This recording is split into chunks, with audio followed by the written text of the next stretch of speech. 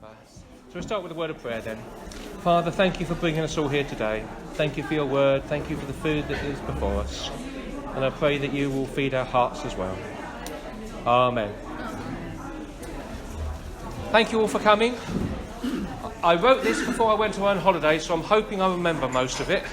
We might have to fight our way through it. The story so far. Jesus was born, grew up, started preaching, has now been officially rejected by the Sanhedrin. Remember last time was the long day of parables. One great big long day when he starts talking about a new type of kingdom, a secret kingdom, a hidden, as it were, a mystery kingdom. At the end of that day, he then gets in a boat, falls to sleep, has a storm, wakes up, shuts the storm up, lands over in Gennesaret. Then a legion of demons comes to attack him, chucks them out into the pigs. You know, just your normal day, right? Your normal day. This we pick up the next day, basically. Jesus is actually chucked out of Gennesaret because the people, well, apart from the loss of pigs involved, they're obviously scared senseless. So the chap who's been demon-possessed is sent off to preach. Jesus gets back in the boat and heads across.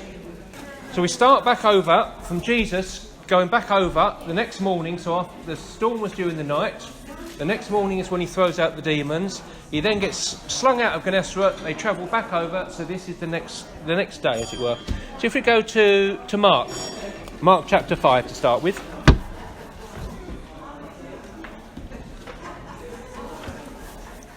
And it's verse 21.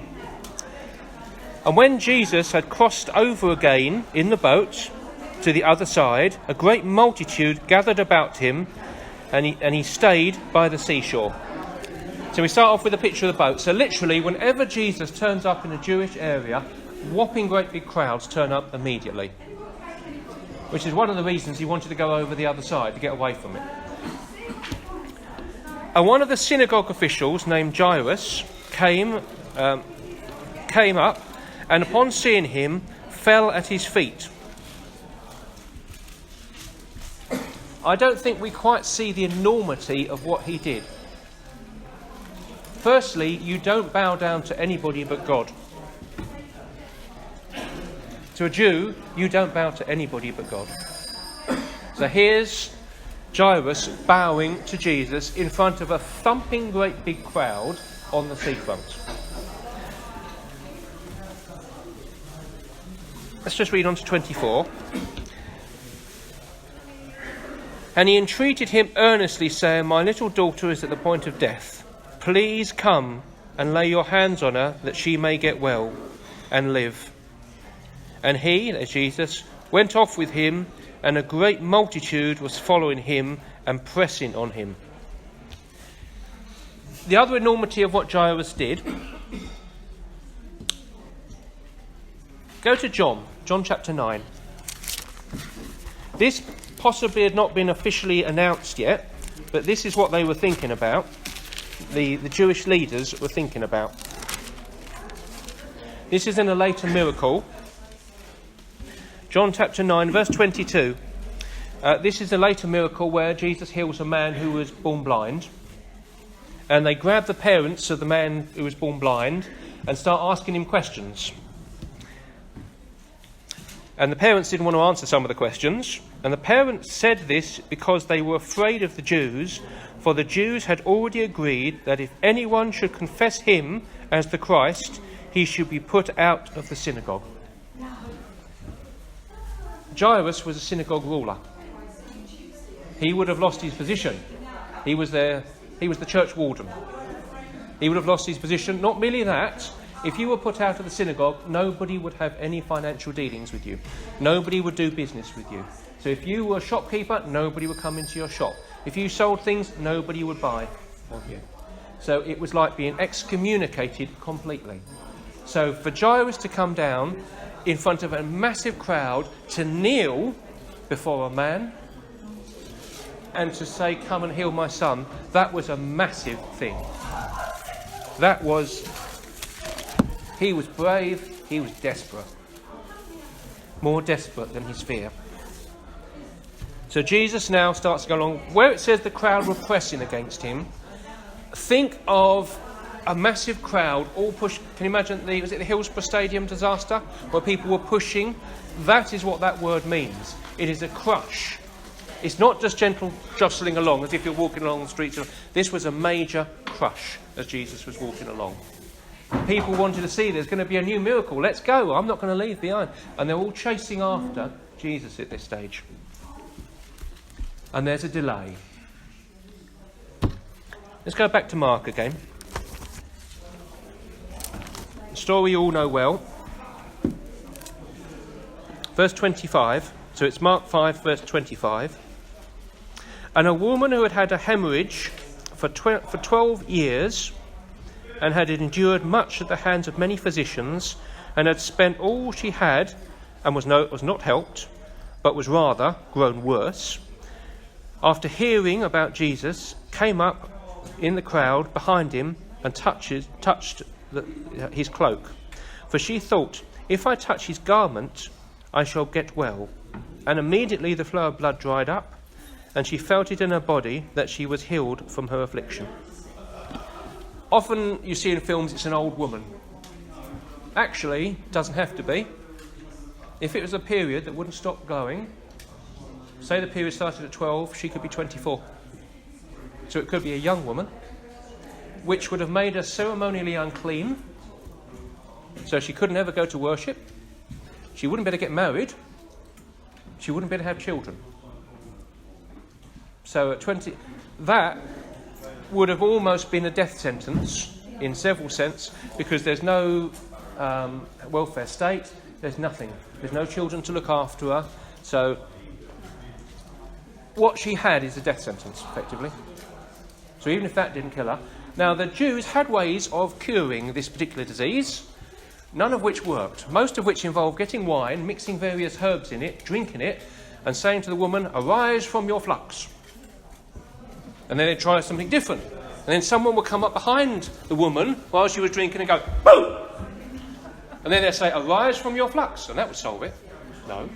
And then you had to dig 7 ditches. And you had to put certain types of wood in it and burn it. And then the woman had to go and squat over the ditches one by one, drink wine, and then they'd say, arise from your flux. A bit like, what's the medicine where you put water and keep download, you put some, yeah, that's it, that one. Homeopathy, yes. It's a bit like that. None of it's going to work. And of course, every time that some quack doctor had said to do it, they charged her a lot of money for it. And so she spent all her money, none of it had worked. And the Jewish writing said at the end of it, after the 12 ditches, there's no way it can be cured. She touches Jesus. Not even Jesus, but she won't touch him, because that's to make him unclean. So she just touches the corner of his garment, where I remember I told you there's some tassels. Yeah. Just touched the tassel, and that was all they needed. And Jesus felt power going out of him.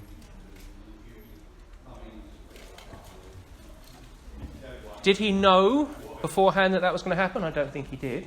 But he knew it happened. And also God told him enough to know that it was a woman who did it. If we go to the next bit.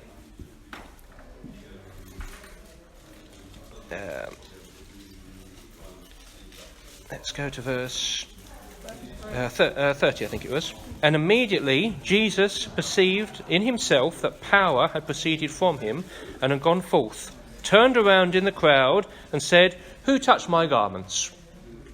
This is a crush. So along come the disciples. The disciples said to him, you see the multitude pressing upon you, and you say, who touched me? This is a different touch. This is a different touch. And he looked around to see the woman, so he knew it was a woman. He knew what had been healed. To see the woman who had done this. But the woman, fearing and trembling. Remember those words, you're going to need them later on.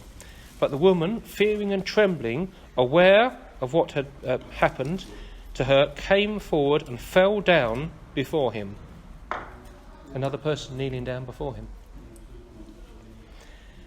And told the whole truth. Now that would have been, can you imagine there's certain diseases that you don't want to let everybody know. You have a crowd massive crowd about you, you don't want to let them know. I wonder why Jesus made her do it. Because he could have known what had happened. He could have said, yes, she's been healed. Not a problem. I'll keep quiet on that. But he didn't. And I don't know why. Apart from he wanted it in this book. But then he could have put it in this book without that. It's a bit strange. Anyway, there's a delay. The woman comes up. She tells what has happened to her. So that everyone would accept her then. Possibly, yeah. Because she was an outcast. That would be true, yeah, because a lot of people must have known. Yeah, it could be quite like that, yeah. And 34, Jesus said to her, "Daughter, your faith has made you well. Go in peace and be healed of your affliction." So, yeah, it's a public announcement. So, from that point of view, then, people would have known she was cured. But also it says, "Daughter, your faith has made you well. Go in peace. Be healed of your affliction." In one version I've read it's "arise from your affliction." So it was "arise from your flux." Here's Jesus saying, "Arise from your affliction." He says exactly the same thing, but this time it worked before they said it. While he was speaking, they came from the house of the synagogue's officials saying, "Your daughter has died. Why trouble the teacher anymore?" I wonder if there's sarcasm in that. Don't bother the teacher anymore. You've risked everything. Because his servants must have liked this guy. You've risked everything to come to see this guy. You've put yourself on the line. Don't waste time with him anymore. And Jesus says something. But Jesus, overhearing what was spoken, said to the synagogue official, remember this line, you're going to need it, "Do not be afraid any longer, only believe." Think of what Jairus had to be afraid of. His daughter was dying. By coming to Jesus, he was giving up everything. And now, as far as he can see, he has given up everything and has nothing. He has a lot to fear. Jesus said to him, "Do not be afraid." They go along to the house, and in one of them it talks about people wailing. If you were rich in those days, when someone died in your family, you got professional wailers in. And they probably would have turned up anyway, because some of them, they would wail and then expect to be paid afterwards. And one of them talks about they're playing a flute. So they're playing flutes outside, they're playing music, sad music on the flute, and there's lots of shouting, and Jesus comes on, whopping great big crowd behind him, and there's a great big crowd around inside the house, all shouting. And the first thing Jesus does, "Don't worry, she's only asleep." If you've got the old authorised version, it actually says, "And they laughed him to scorn."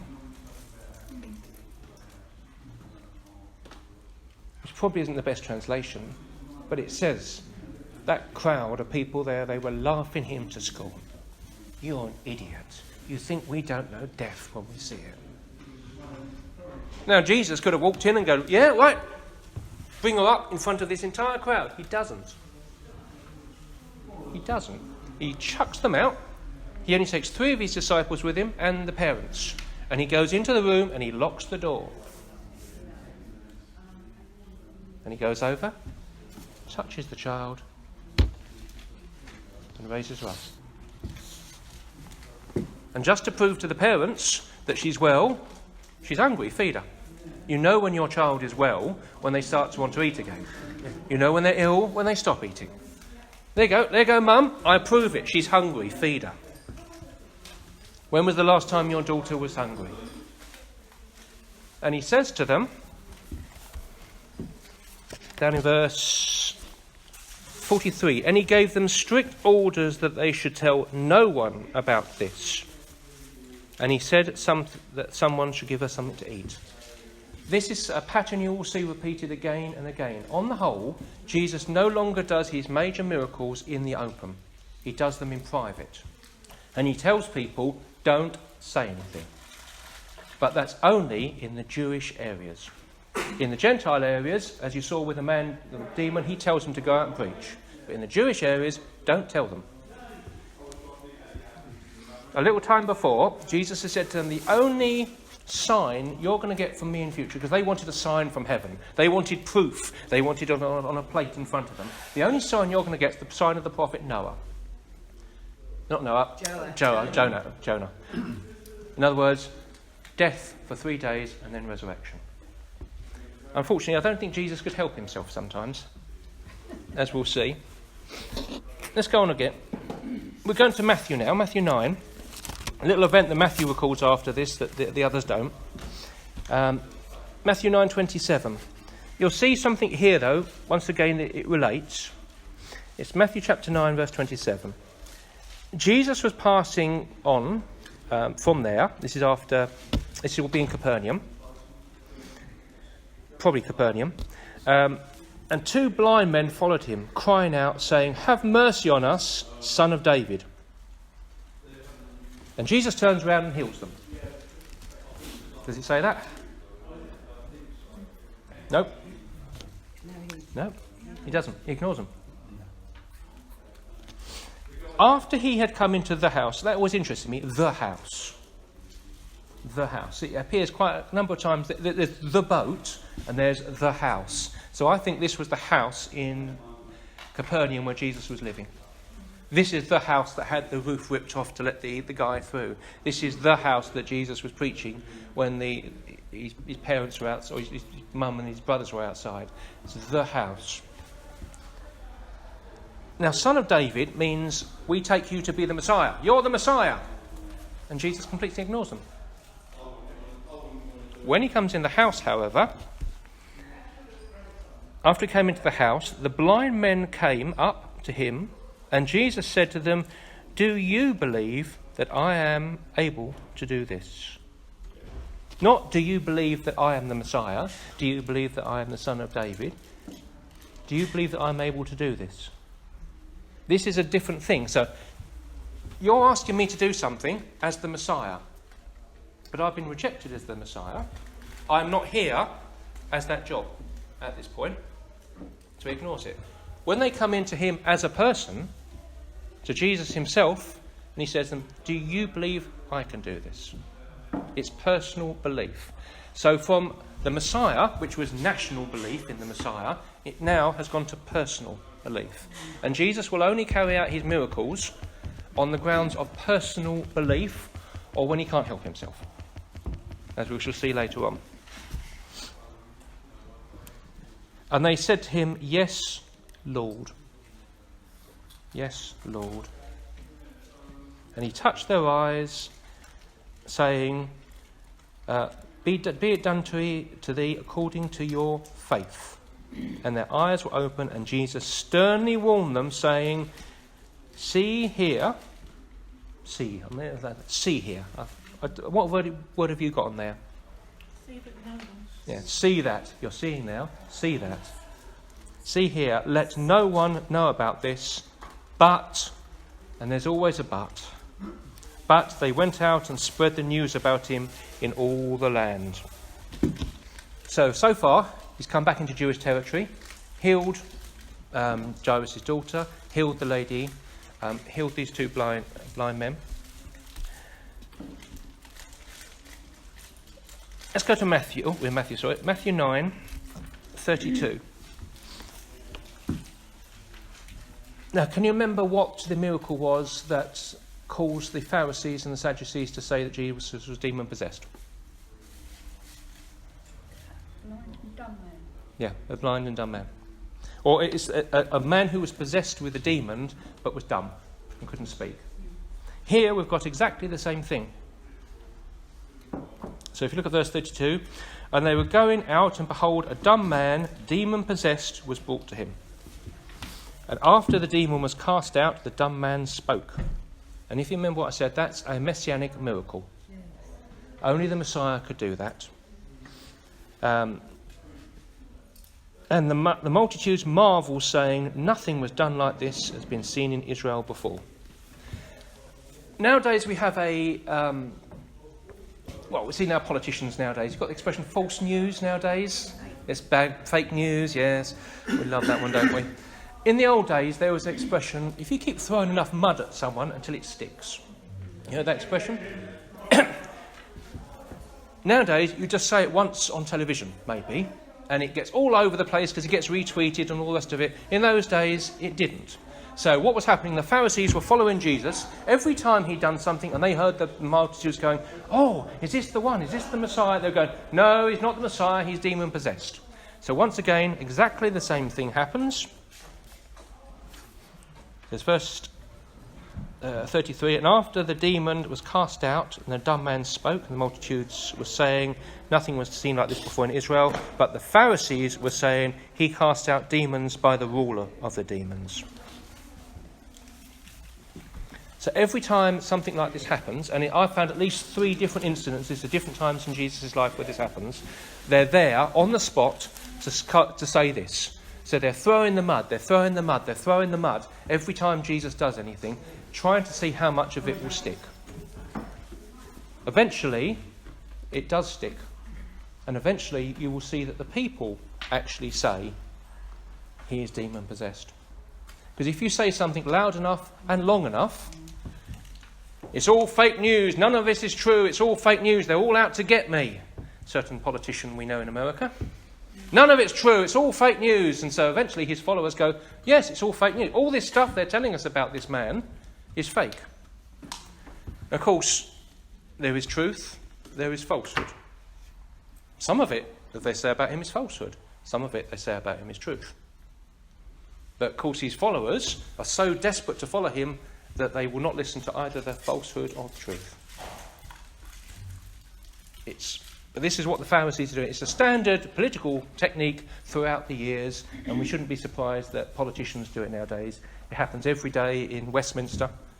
So the opposition will say something about the government will say something about the opposition. There is a company line, a party line. This is what we see here, and you see it again and again. You see it starting to bear fruit by the end of Jesus' life. What they're doing all the time. I won't read that whole section now. Let's jump over to Mark again. Most of it comes from Mark and Matthew today, so you'll probably want to keep bookmarks in those behind.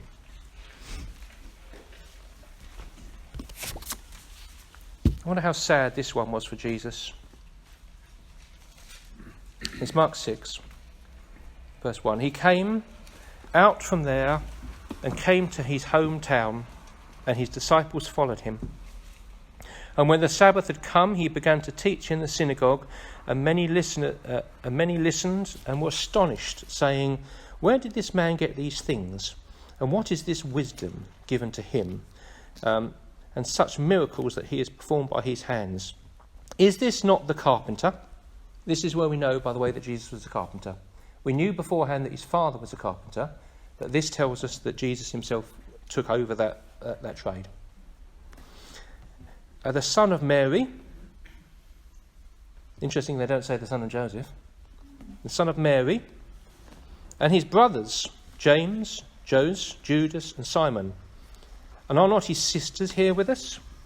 Now that means that Jesus was one of at least 7 children. He had 4 brothers and at least 2 sisters. Possibly more. James, the first one in that, eventually becomes the leader of the church in Jerusalem after Jesus has been raised from the dead. Although at this stage he doesn't actually believe Jesus, he believes he's mad. So he writes the book of James, and Judas, or Jude, writes the book of Jude. So those two of the books in the here are written by the half-brothers of Jesus. Obviously they're half-brothers because they were the children of Mary and Joseph, not of God and Mary. And Jesus said to them, a prophet is not without honour except in his own town and amongst his own relations and in his own household. And he could not do many miracles there except he laid his hands on a few sick folks and healed them. Only a few miracles. Have you ever done that? Only a few. This is... I like that bit. Jesus isn't exactly quoting the Old Testament there, but he's quoting an idea from the Old Testament. We won't look it up, but if you look at the Jeremiah 11, well, I've got there, the men from Anaroth, they were a group of people who were plotting against the prophet Jeremiah to kill him. Jeremiah came from the town of Anaroth. The people who were plotting against him were the priests. He was one of the priestly family. So the people who were plotting against him were his own relatives and the people he grew up with. So this is the idea. So Jesus effectively is taking an idea from the Old Testament and bringing it forward here. So although he's not quoting directly, that's the idea. And that's the last time he's in his hometown. What happens in his hometown also happens in Israel. So he went to Nazareth the first time. They tried to chuck him off a cliff. So I think it's quite impressive he went back the second time in the first place. I'm not sure I would. But he goes back, he preaches, and once again, they don't chuck him off the cliff, but this time it's contempt. It says here that he was amazed by their lack of faith. Yeah. I mean, that's one of the passages where Jesus did not know everything. He did not know what was going to happen next all the time. He's not like some of the miracles you see. Jesus knew absolutely everything in the films. He didn't. You can't be amazed if you know everything. So whether he went there hoping, because hope is a Christian virtue, but no. And that's... What happens next, though? Let's go back to Matthew, chapter 9, 35. So after that, Jesus was going up. So this obviously Nazareth happened during this time, and Jesus was going about the cities and the villages, teaching in the synagogues and proclaiming the gospel of the kingdom. Now that interests me. What was he now preaching? Because before he was preaching that I'm the Messiah, or that the kingdom is here. If you accept me as the Messiah, the kingdom of heaven will come on earth. What's he now preaching? It's the gospel, and what he's probably preaching is what we heard in the last week, which was the parables of the kingdom. But if you remember from that, he's not given the explanation to the people he's preaching. So he's preaching those parables again and again, and nobody can understand them. And the reason for that is he's trying to get rid of a few of the people who are after him. If the people want to know what they mean, they will come to him. They will ask. If they really believe, they will come. If they don't believe, they will go. But he's still got these whopping great big crowds following him everywhere. He's got to put them off. He's got to start getting rid of a few. He's got to start shedding the chaff, so to speak, those who are only followers. So he's preaching, but he's making it completely unintelligible unless you it's there. And Jesus was going and proclaiming the gospel of the kingdom, but he still was healing every kind of disease and all kind of sickness. And this is why I think he carries on doing that. And seeing the multitudes, he felt compassion for them because they were distressed and downcast like sheep without a shepherd. That also comes in just before the feeding of the 5,000, the same thing they said about Jesus. At this point, let's turn to the next verse and we'll see it actually. See it better there. Ezekiel. Let's go back to Ezekiel 34.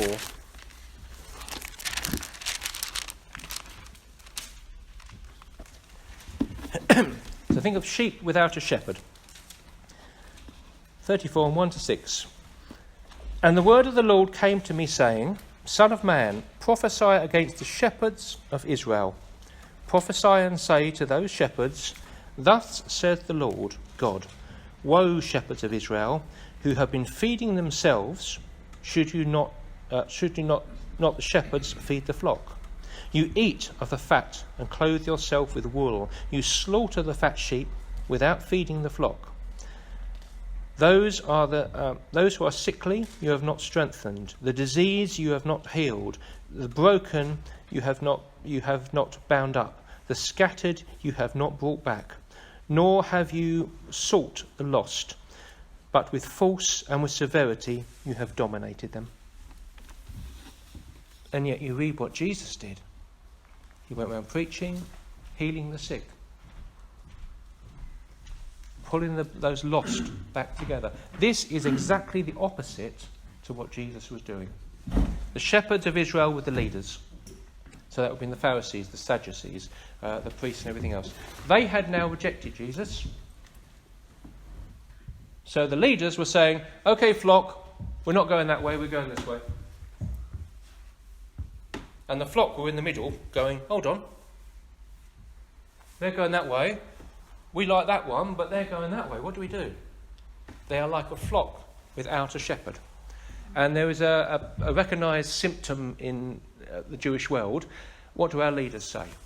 The first thing they will ask is, what do our leaders say? I suppose in this country we're all rebels. As soon as our leaders say one thing, no, I don't want to do that. Yeah.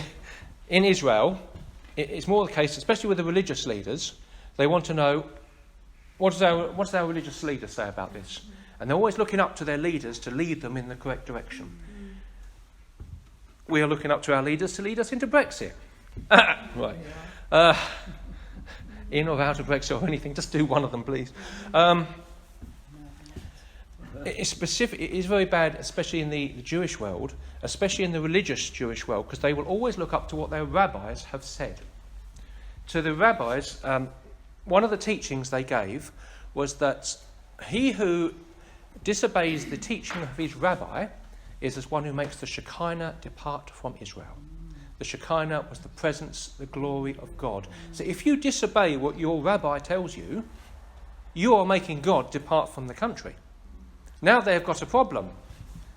The Pharisees and everything were their rabbis before. They've been following this guy over here. Which one do they follow? They're stuck in the middle. So that's Jesus is looking at these people. They've got to make up their mind.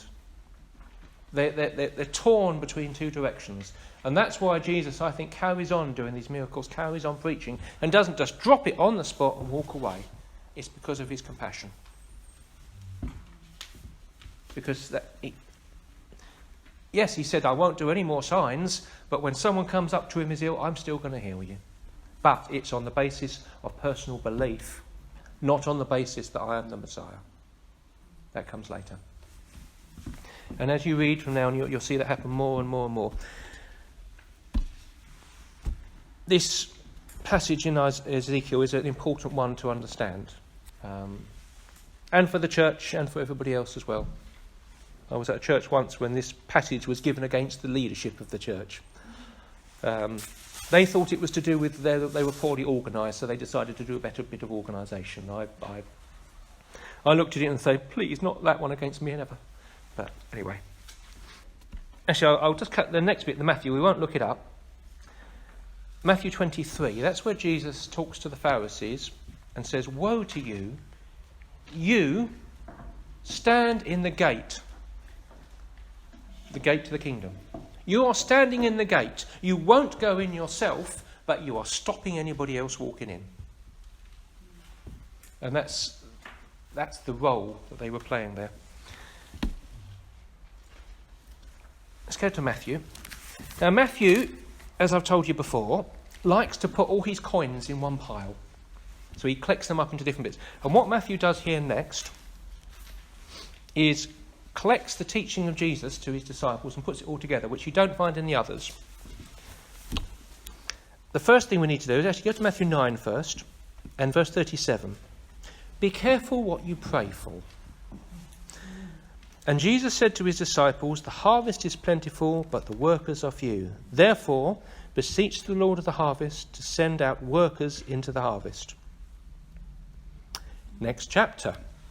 Having summoned his 12 disciples, he gave them authority and sent them out. You prayed for it, you're going to do it. I get the vision for a beach mission in the Bahamas, Lord. He who gets the vision gets the job. So be careful what you pray for. So Jesus summons them. This is the main section I want to look at as such. Having summoned his 12 disciples, he gave them authority over unclean spirits to cast them out, to heal every kind of disease and every kind of sickness. And they get the names of the disciples. We'll go over those, we've done that already. And we'll go down to the verse 5. And these 12 Jesus sent out, after instructing them, saying, "Do not go to the ways of the Gentiles, and do not go to any of the cities of the Samaritans, but rather go to the lost sheep of the house of Israel. And as you go, preach, saying, the kingdom of heaven is at hand." That's interesting. What kingdom are they now preaching? The kingdom of heaven is at hand. Heal the sick, raise the dead. There you go, just go out and raise some dead for me. Just go. Easy. Cleanse the lepers. That's a messianic miracle. Cast out demons. Freely you have received, freely give. Do not acquire gold or silver or copper for your money belts, or a bag for your journey, or even 2 tunics or sandals or a staff. There's 2 different bits in here. One, Jesus tells them, take a staff, a walking staff. This type of staff is a staff for defence. This is a club. So in those days, if you went on a long journey, you'd have one staff to help you walk, one over your back to whack somebody if they tried to rob you. Don't take a club with you.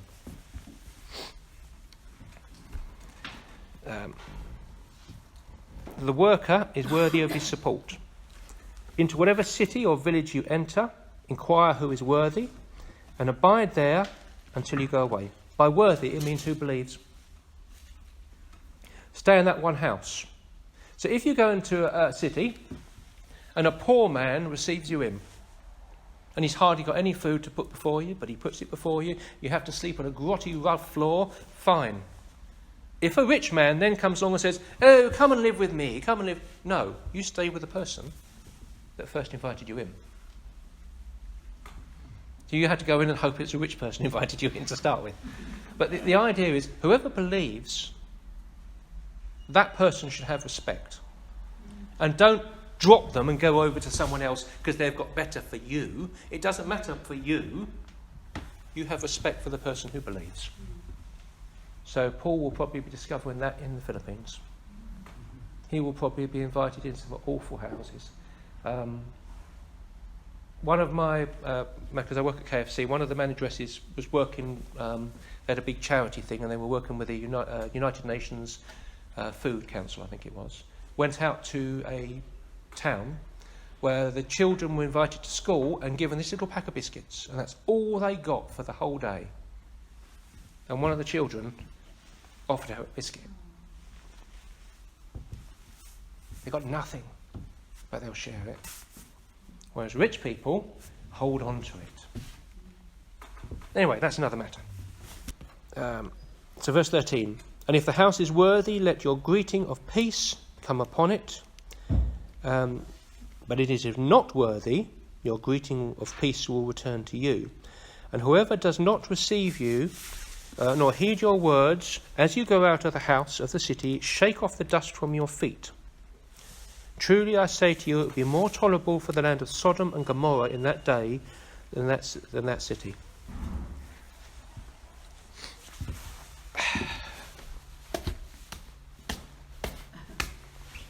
In the Middle East, if you did that towards somebody, that is an absolute insult. You are showing the soles of your shoes to a person. Recently there was, I think some pop star, Middle Eastern pop star, who deliberately tweeted a picture of her sandals pointing towards, I think it was a Saudi Arabian plane.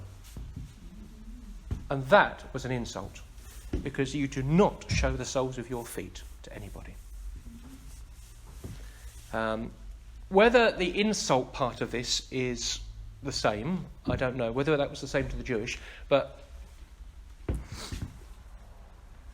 that's why you washed someone's feet. The worst job for a servant was washing someone's feet.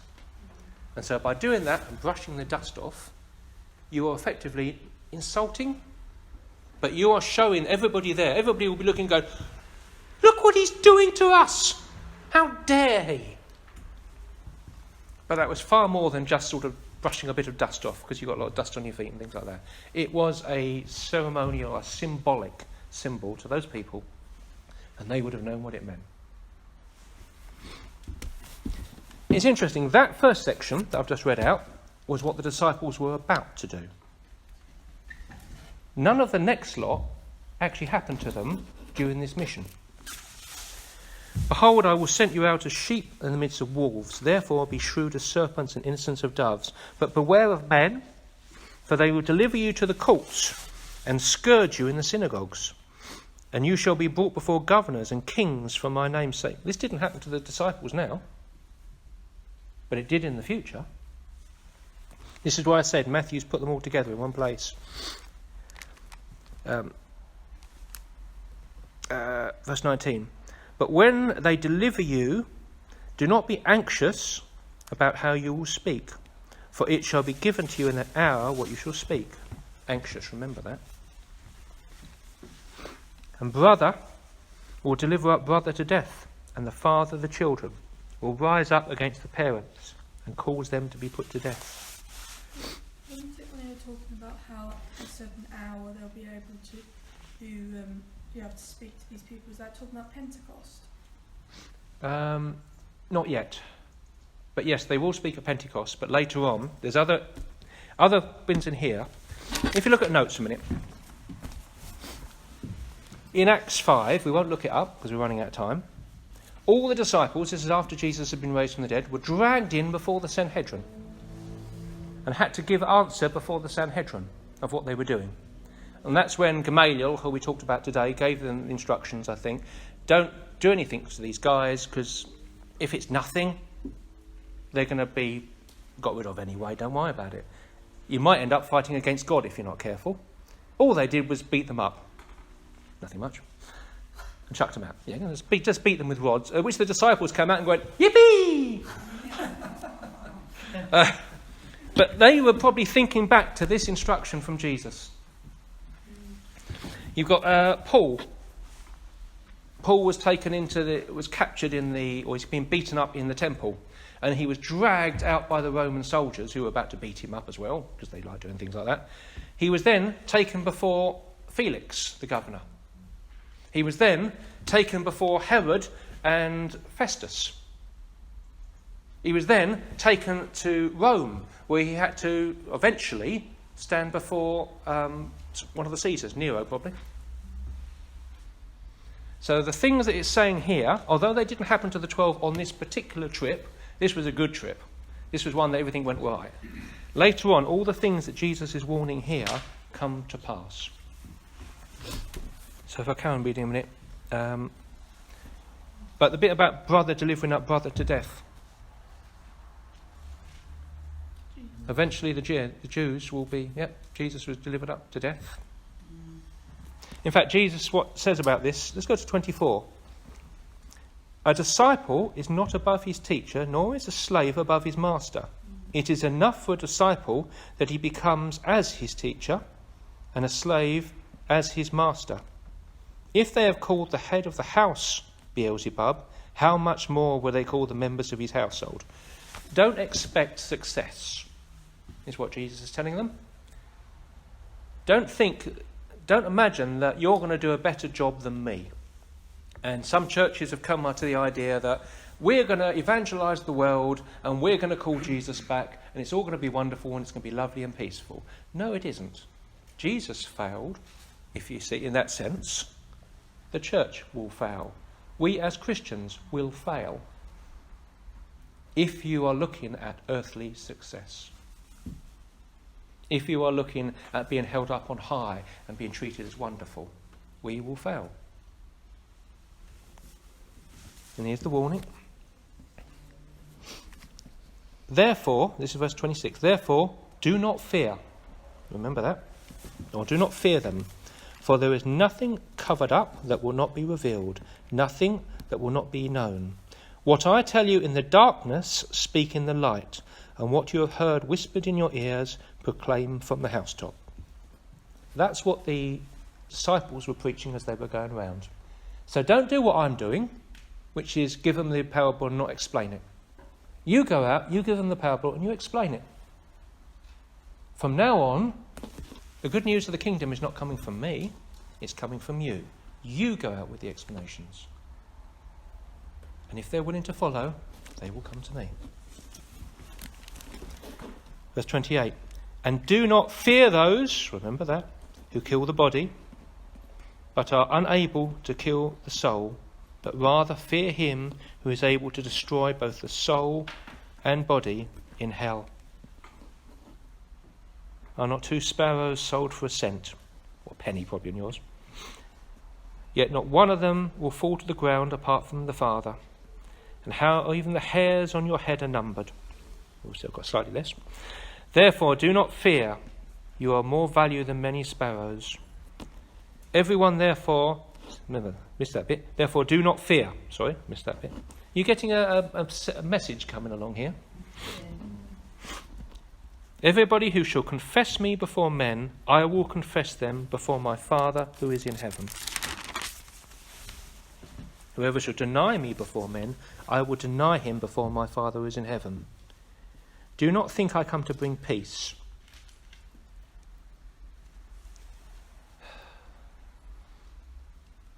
Often as church we pray for peace in the world, don't we?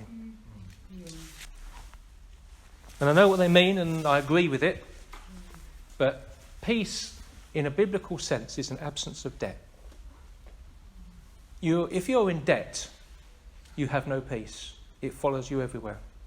When you have no debt, you have peace.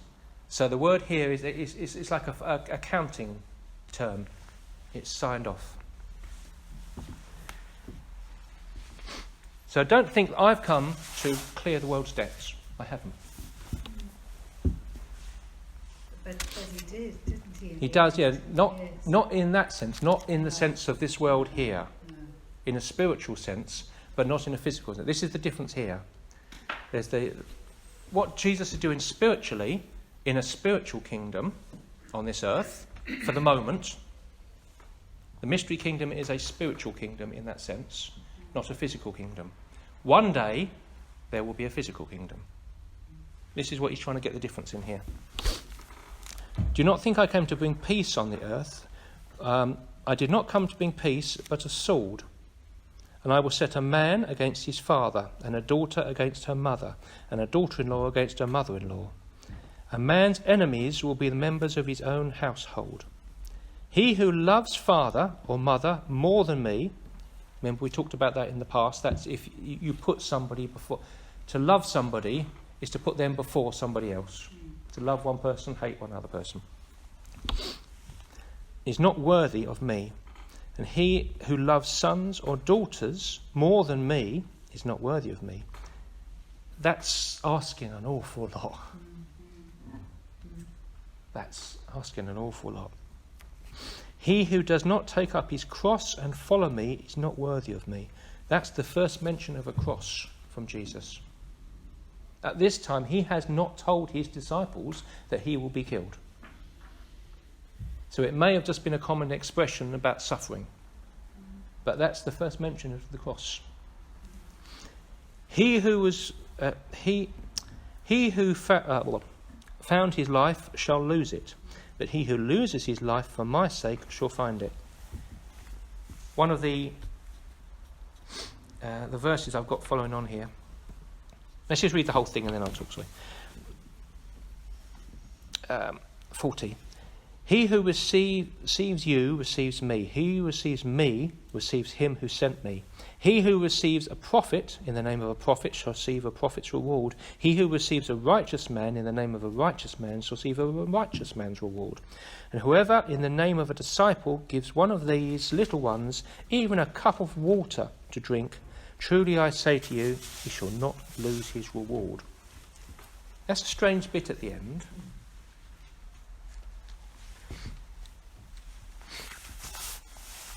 Quickly go back to the notes. Where it says Sanhedrin, left-hand side, that's obviously the disciples standing before the Jewish leaders. You've got Paul standing before the Roman leaders. 144,000, what's that? No. Book of Revelations. Isn't that Jehovah's Witnesses? That's what they think, yes. They think they're the 144,000 witnesses. In the book of Revelations, it talks about witnesses who are Jews, by the way, because it says they are Jews, therefore they're Jews, standing before the entire world. They are the last set of witnesses, the last set of disciples sent out to this earth before Jesus returns. And basically they will get the worst of it, I suspect. And I don't suppose there will be many of them left alive at the end of it. But they're the ones who end up standing beside Jesus in heaven.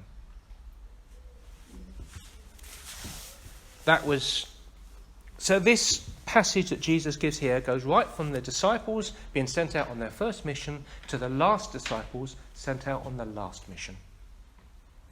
And once again, Matthew puts it all together in one big lump. I like Matthew. He saves you having to look around all over the place.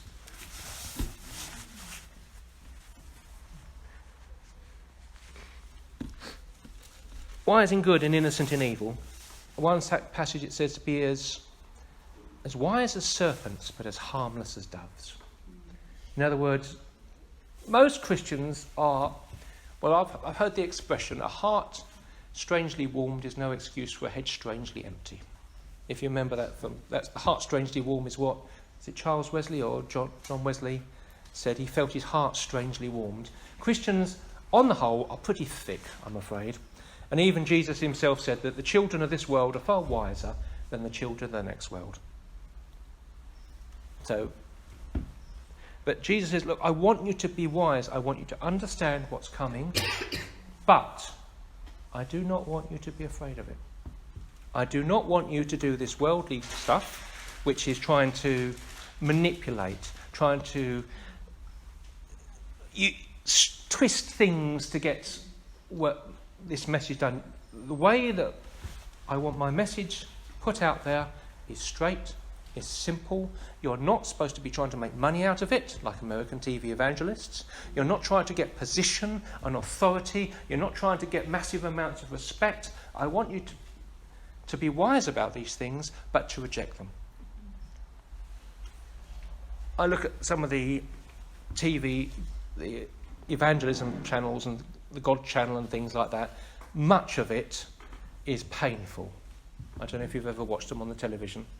And you look at them, and it's people shouting out, and it's all the rich, some of the rich ones. There's some good ones on there, but you have to search for it. And to be honest, it must put off most people who watch it. And there are some brilliant teachers who are on it, but you have to look hard. We're not supposed to be like that.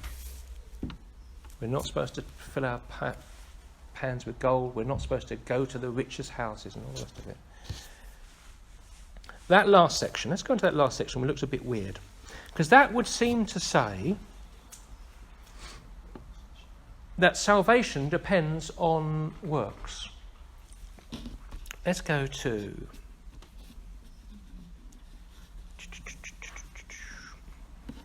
I'm going to jump ahead, I'm afraid, here. Matthew 25. Those other references you can all look at later on. Matthew 25, verse 31.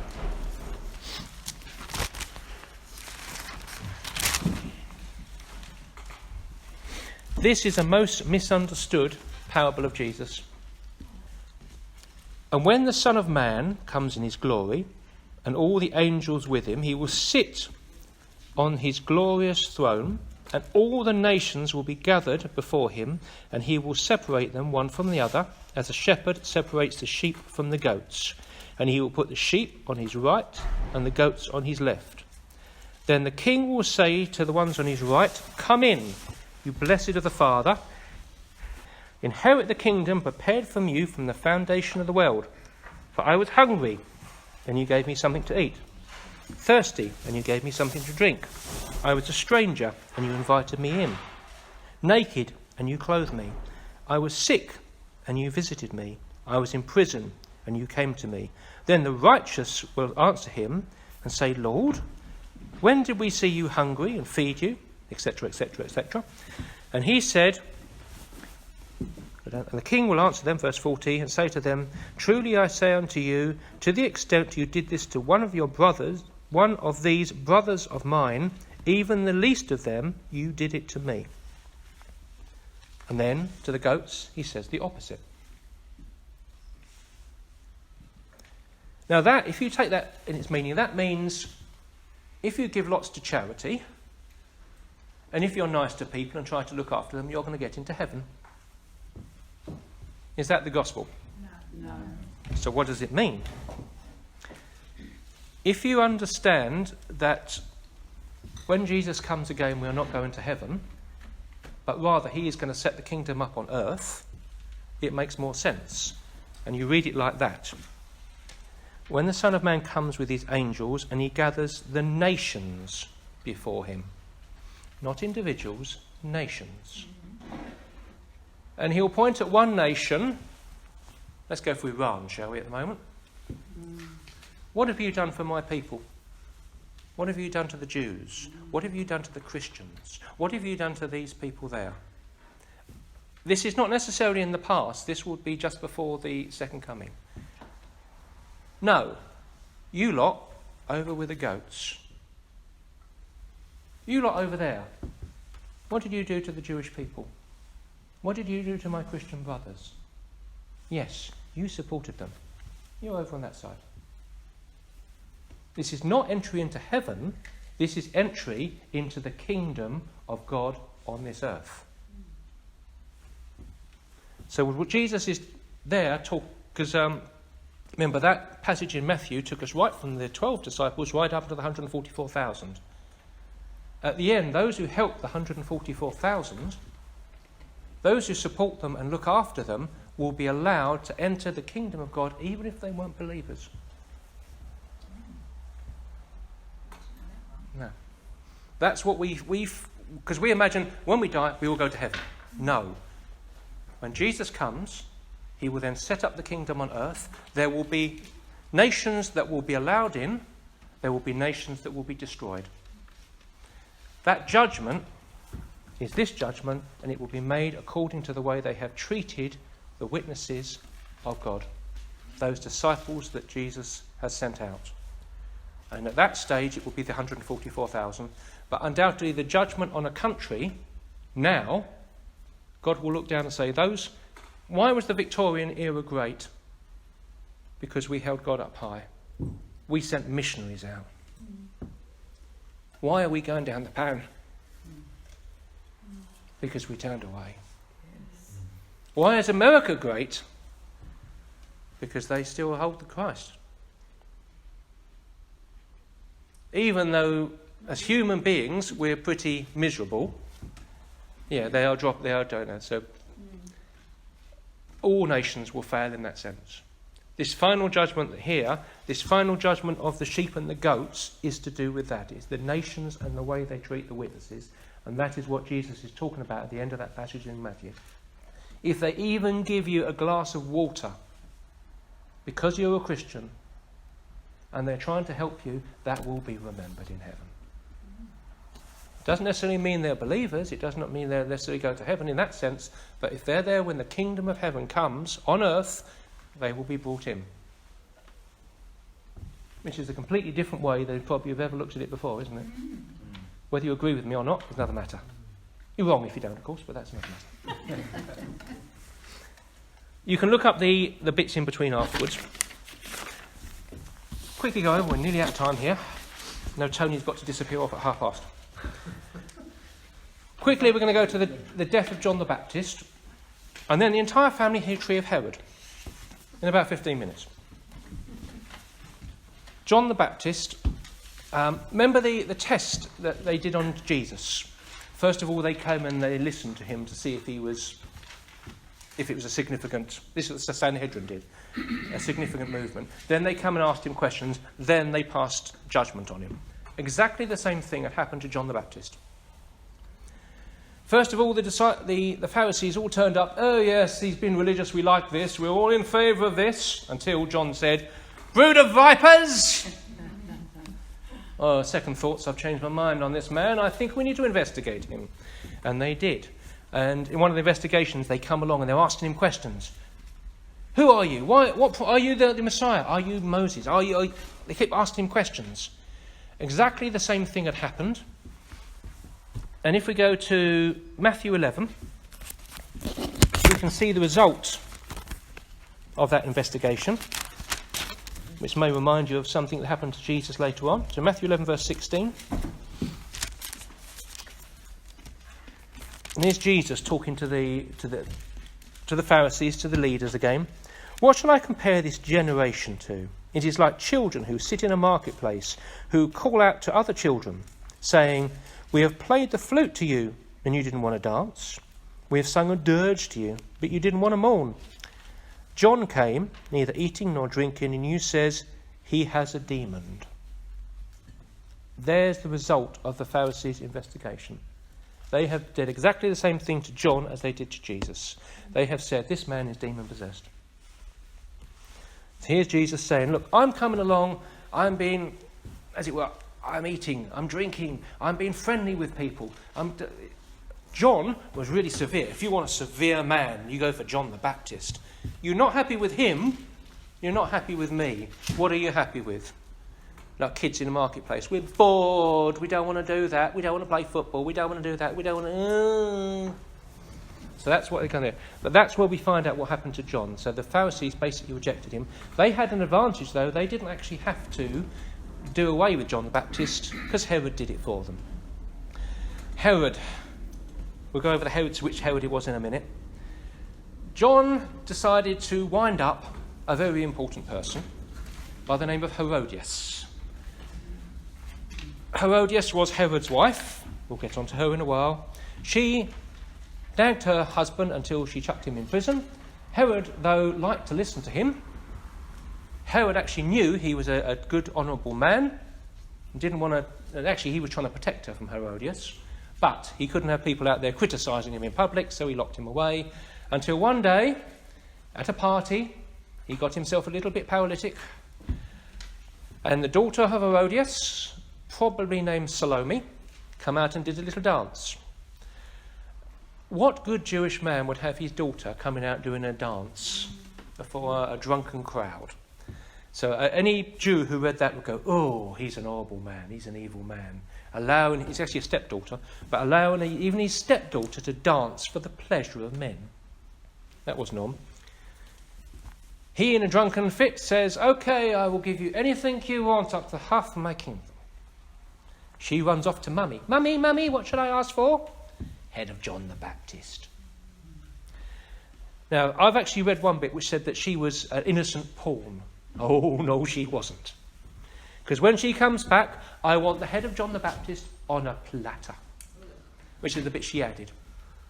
I don't want to touch it. Yeah, I want it on a platter. So she was not an innocent person. So poor old John the Baptist gets beheaded and taken out. Right, I'll quickly get onto the family tree of Herod. Any of you watch soap operas? I should have this theme music of EastEnders start at this point, but I couldn't bring myself to record it. We're going to quickly cut out of the life of Jesus for a second here. I want to try to cover this as much as I can in 10-15 minutes.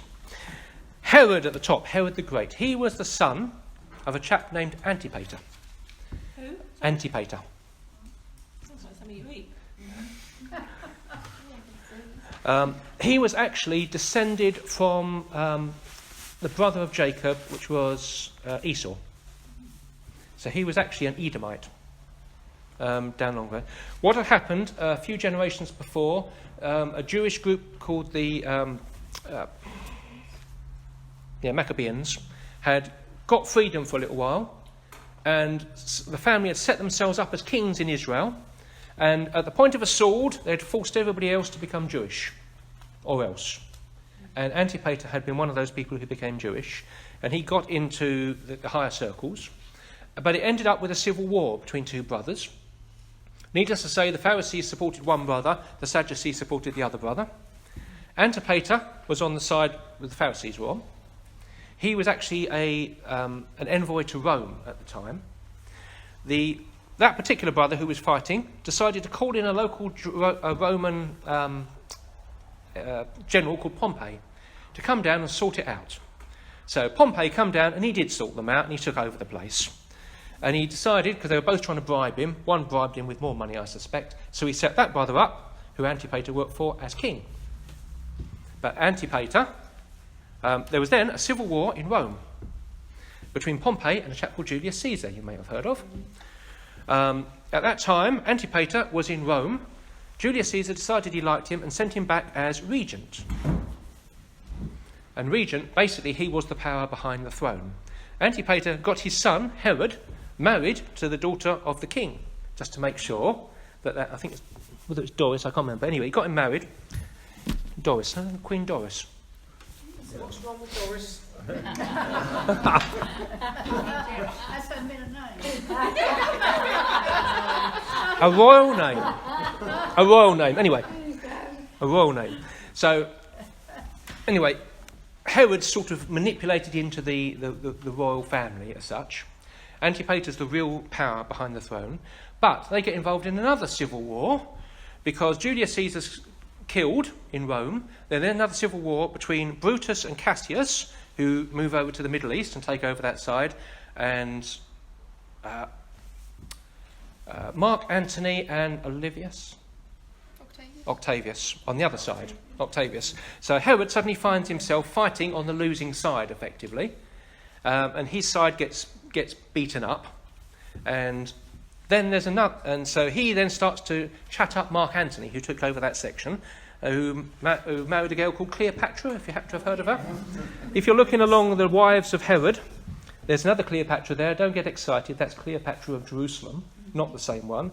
But Herod the Great decides to get on the good side of Mark Antony and Cleopatra, so he keeps sending off lots of presents and all the rest of it until there's another civil war, and Octavius beats them. Cleopatra and Mark Antony both commit suicide. He makes himself the Emperor Augustus. At that time, Herod scuttles over and gives a speech saying, I have been really loyal to Mark Antony and now I will be loyal to you. And Octavius is so impressed, he says, OK, you can be king, sends him back, gives him even more land. So he's doing all right at this stage. His father, by the way, got killed during the Civil War, but don't worry about it. Herod starts to have lots of marriages. He actually has 10 marriages in total. I know he marries his one niece, one cousin that we don't know the names of. Most of them are political marriages. His most favourite wife was Mariamne, who was the daughter of an Arab sheikh. He, by the way, was also his mother was also Arab as well. So he's from Edomites and Arabs, which doesn't make him massively popular with the Jewish population, especially as he's working for Rome, and he decides he's going to make Jerusalem great again by taxing the living daylights out of them to make all these wonderful buildings. So it's Herod the great builder who built the temple, who built all the places. Of course, he builds them in a Greek style as well. So it's, which they really don't like. So he's getting more and more unpopular as he's going along here. Mariamne actually hated his guts, as far as I can work out. So he actually has her killed. And he also has his two sons of Mariamne killed as well. Actually, he has them tried twice. Once, I guess, he tried them and found them guilty of something or other, and then they must have appealed to Caesar, so he actually sends up to Rome, who he has to stand before Augustus and preach, or give it his defence, at which point he's killed. So he kills 2 of his own sons because he thinks they're plotting against him. Actually, Augustus said it's actually safer to be Herod's pig than it is to be Herod's son. In total, I think 4 of Herod's sons he actually had killed. Then he also marries a Samaritan. That really got the Jews happy with him. Cleopatra of Jerusalem as well. He had this awful habit of calling all his sons Herod, which is where we get confused. So you have Herod Antipas. You have Herod Philip. And his children had the same awful habit of keeping calling everybody Herod, which is annoying. Anyway, the names that come into this, obviously, Herod the Great is the one that killed the babies in Jerusalem. If he's killing his own sons because they're rebelling against him, if there's a baby conspiring against him in Jerusalem, then he's going to kill that as well. So that was Herod the Great. He died in about 4 BC, which is why Jesus wasn't born in 1 BC. Because this happened before them. What happened after that? The country was then divided between his sons. because the Romans, rather than having one great big man in charge, they like to divide it out into smaller groups they can divide and conquer. So what they did, on the far right-hand side, Herod Philip became area of one. Herod Philip, no, this is the, Antipas, Herod Antipas, that's in the middle. And Archelaus. Archelaus became the chief of the kings. He is the one that when Joseph and Mary came back from Egypt, they heard that Archelaus had been put in charge. And they decided, you know what, I prefer Antipater, and I prefer Antipas, and they went up to Galilee. The reason was, Archelaus was actually more vicious than his father. His father, by the way, had put 1,000 people in prison when he knew he was dying, because he knew that when he died himself, no one's going to cry about that. So he decided, I'll take 1,000 of the top people in Israel, put them in prison, and the day I die, I want them all killed, so that at least somebody cries. It didn't happen. But that's what his planning was. Anyway, Archelaus took over. He was as vicious as his father, but he was also incompetent. And the one thing the Romans can't cope with is incompetence. Vicious, yes, fine. So they actually chucked him out after about 2 or 3 years. Herod Antipas was actually in charge up in Galilee. When they chucked Archelaus out, they put a Roman governor in. And you had a succession of Roman governors that ended up with Pontius Pilate for the time of Jesus. Herod Antipas is the one who tried Jesus. This is the one who beheaded John the Baptist. If you follow the little red line down to Herodias. Herodias was actually his niece. She was actually married to his brother, Philip I. And what happened on a trip to Rome once, Herod Antipas met her, chatted to her, fell in love with her, and she said, I'm going to divorce him and marry you, but you've got to get rid of your other wife, who was, I haven't written her name down, Parthasiles, I think. She was the daughter of an Arab sheikh. So he had to divorce her as part of the deal to marry Herodias. Because Herodias was going up. She wanted to hopscotch her way up to the top people. So it was Herodias who persuaded her husband, effectively, to kill John the Baptist. Yeah. And John the Baptist was put in prison because he criticised Herodias. Her daughter, if you follow along to the right there, is Salome, was the daughter of Herod Philip. We know that name from a book called Josephus, a writer called Josephus. We don't know the name from the Bible.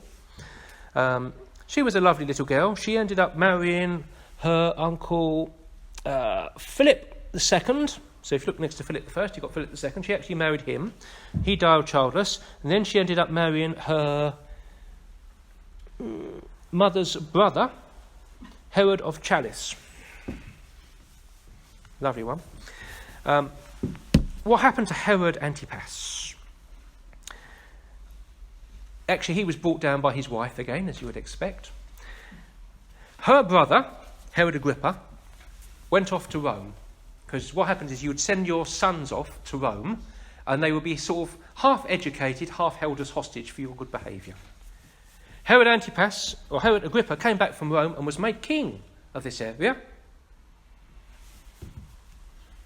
And Herodias was going, I'm not having that. You should have been king of that. Go on, you go off to Rome. You go off and you talk to the Pharaoh. You go to that chap called Caligula, by the way. You go and talk to Caligula. If my brother can go there and come back as a king, you're not even a king, you're a tetrarch. Go on, off you go. So, off they go, not realising that Herod Agrippa was best friends with Caligula. And so when they get to Rome, what happens? You're not king anymore, or you're not... You're out there. Go off to Gaul. They send off to Lyons in Gaul. They're basically disinherited. All that area is then given to Herod Agrippa.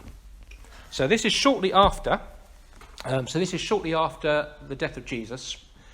Also, one of the other things that happened to seal Antipas's fate, where Herodias forced him to divorce this other girl, this other lady. Her father got really upset about that, so he brought an army along and he beat the living daylights out of Herod Antipas's army. This was about 36 AD, so it was about 6 years after the death and resurrection of Jesus. So Herod Antipas was also incompetent as far as Caligula was concerned. He lost all that, and he was having a go at his best mate. So he gets chucked out. Now, the legend is of Salome. I don't think it's true, but it's a good legend. That she, for some reason, went with her mum off to Lyon. And it was freezing cold weather at that time. And they were crossing over this lake, or this river. And as they were crossing over, the river broke. And she fell through, but her head stuck up at the top. And she was kicking like mad, as if she was dancing underneath, and the ice closed around her head and cut it off. It's probably not true, but hey, it's a good Bond villain ending. We need a good Bond villain ending here, don't we? Herod Agrippa. Let's go on to Herod Agrippa. He's a good one. He was sent up to Rome. The Emperor Tiberius was in charge at the time, and Tiberius actually put him in charge of his son to bring him up, but his son actually died. But in the process, he got to know two guys called Caligula and Claudius. And he became best friends with them. But he liked spending his money. He got in debt in Rome, and he had to run away. He ran back to Israel for a time. He got in trouble there. He ran away somewhere. He kept getting in debt and in trouble. Eventually he decided, I know the way out of this. I'm going to go back to my mate, Caligula, and see if he can pay off my debts. He went back to Caligula, but Caligula said, look, I can't, although I'm next in line for the throne, I can't pay off your debts until I'm emperor. At which point Herod said, well, why don't you get an army together and go and attack Tiberius and take over? At which point one of the servants in the room, who was a spy for Tiberius, found out about it, and he was chucked in prison with a big shackle round his neck. Very soon afterwards, though, Tiberius died. Caligula got in charge, bought his best mate out, actually gave him a big golden version of the chains he was wearing, sent him back to be king, which is where, obviously, when he goes back as king, which is what Antipas obviously didn't realise. Herod and Agrippa, he is the one who killed James, the brother of John.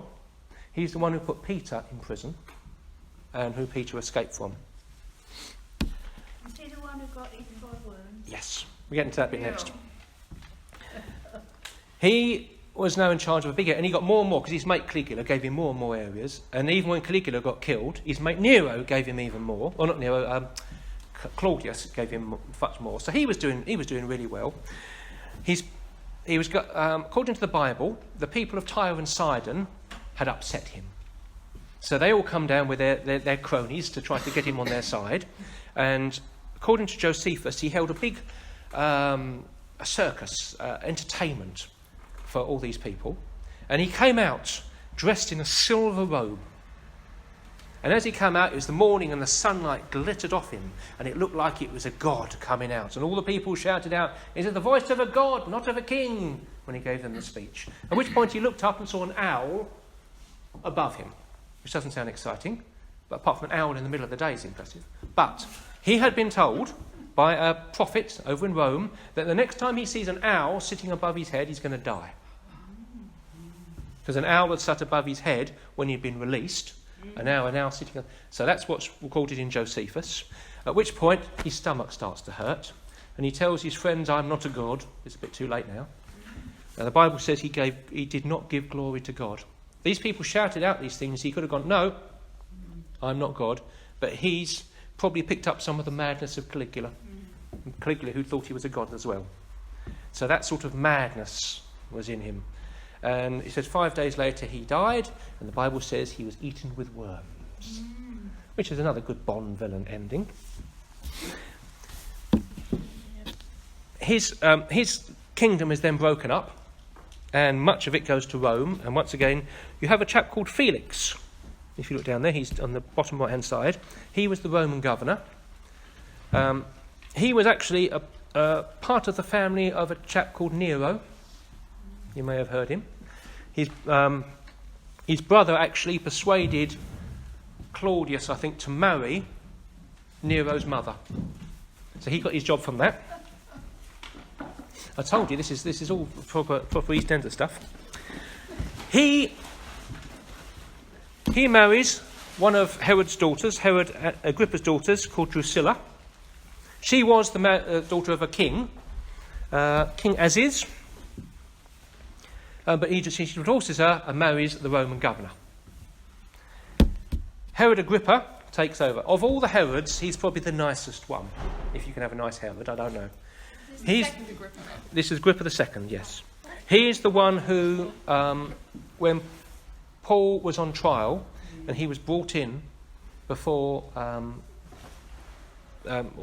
I think it was Festus, the Roman governor Festus brought in Agrippa II, and he came in with his sister Beatrice, who eventually became the mistress of the Empress Titus, by the way. They come in and Paul actually talks to them. And actually at the end of it, it's Agrippa II that says, there's two ways you can do this. He either says, it wouldn't take me much to become a Christian from what you're saying, or it could possibly mean, actually, do you think with a few words you're going to make me a Christian? It could be read either way. But of them, he was the nicest. Problem was, during the time he was king, Jerusalem was destroyed by the Romans. And his kingship was actually moved up into Syria. So although he reigned, if you look on there, for 50 years, I think it was, he actually didn't reign in Jerusalem at all during that time. Felix, by the way, and his wife, when they retired, or got chucked out, retired to a little place called Herculaneum, or Pompeii, I think it was, and were never heard of again. So during this time of Jesus, all this was going on in the time of the disciples. There were constant civil wars. So there was at least 3 civil wars in Rome coming up to Jesus. There had been a couple of civil wars before. During this time as well, there were countless different rebellions and things. So all this is going on in the background of Jesus' life. I thought we'd take a little diversion there. I shall finish there for the day. Any questions? I shall send you out and you can listen to it. I found if anybody wants to study the Herods a bit more, I found a very good website that I read most of this from. And there's loads more stuff I didn't put into it, trust me. Right, shall we finish in prayer then, and then we'll escape for the day. Father, thank you for your word. Thank you that whereas the kings of this world will fight and struggle and deceive to get power, your disciples are not. Lord, we are not to fear. And what can this world do to us when you hold us in your hands? And this world is not our home, Lord. We're just a passing through. Amen.